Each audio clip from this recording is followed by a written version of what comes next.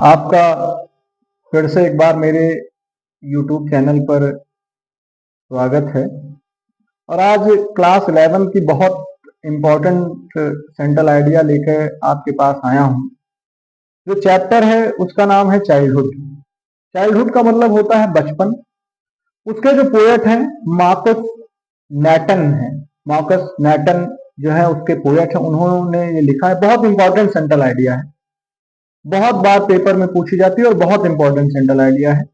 और उसी के केंद्रीय विचार को लेकर आपके सामने इस YouTube चैनल के माध्यम से आया हूं। चाइल्डहुड जो चैप्टर है बचपन, कविता की शुरुआत में वक्ता के सवाल से होती है कि वास्तव में उनका बचपन कब समाप्त। पहला क्वेश्चन यही है, पहली पैसेज में यही कहता है कि उसका बचपन कब समाप्त हुआ। उन्हें आश्चर्य होता है कि जब वो 11 वर्ष के हुए तब उन्हें एहसास हुआ कि स्वर्ग और नर्क जैसी अवधारणाएं, जिन्हें वो कभी सरल और कभी उसे ठोस समझते, कभी आसान और कभी बहुत मुश्किल, मानचित्र पर स्थित नहीं है। स्वर्ग और नर्क की बात कहीं पर मानचित्र में जो है स्थित नहीं, कहीं पर मानचित्र पर आप शो नहीं कर सकते, देख नहीं सकते। इस एहसास ने दुनिया की उनकी समझ में एक महत्वपूर्ण मोड़ डाली। एक दूसरा स्टेज क्या होता है, आत्मनिरीक्षण जारी रखता है। खुद से आत्मनिरीक्षण का मतलब इंट्रोस्पेक्शन करना, खुद से आत्मनिरीक्षण करना, जानना समझना। यह सुझाव देता है कि एक और महत्वपूर्ण क्षण वह हो सकता है जब उन्हें पता चला कि वयस्क उतने वास्तविक नहीं थे जितने वो शुरू में दिखाई देते थे। प्यार के बारे में बातें करने के बावजूद वयस्कों ने हमेशा प्यार से व्यवहार नहीं किया, जिससे वक्ता ने उनके कार्यों की प्रामाणिकता पर सवाल उठाया है। यानी उनके बातों में जो ऑथेंटिक चीज होनी चाहिए वो नहीं हुई। तीसरे स्टेज में वक्ता उस समय पर विचार करता है जब उन्हें एहसास हुआ कि उनके विचार उनके अपने थे, दूसरों से अलग थे। उन्होंने अपने व्यक्तित्व और अद्वितीय विचारों को उत्पन्न करने की क्षमता को पहचाना है।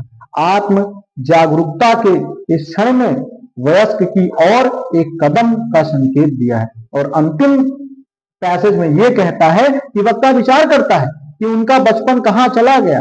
यह सुझाव देते हुए एक दूर और भूले हुए स्थान पर लुप्त हो गया है। ऐसी बात जो है वो पाठ में पैसेजों के माध्यम से करता है। सेंट्रल आइडिया पर आते हैं। द पोएम, ये जो कविता है चाइल्डहुड बचपन, हैज बीन कंपोज्ड, जो है लिखी गई है बाय मार्कस नैटन। मार्कस नैटन ने जो है इसे लिखा है।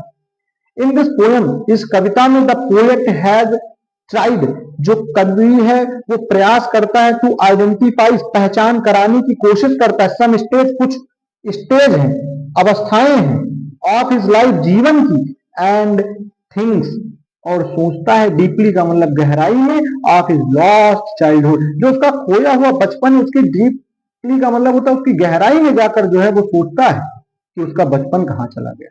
Childhood is a stage of innocence, जो बचपन की अवस्था होती, स्टेज होती है, बचपन का जो स्तर होता है बड़ा इनोसेंस होता है, बड़ी मासूमियत वाला होता है। इन विच, जिसमें ए चाइल्ड बिलीव्स, जब बच्चा, बिलीव का मतलब विश्वास कर लेता है, अदर्स का मतलब दूसरे के ऊपर, एंड लव, और प्रेम करता है, विदाउट कंडीशन, बिना किसी शर्त के जो है वो सबसे प्रेम करने लगता है। द पोएट, और जो कवि है,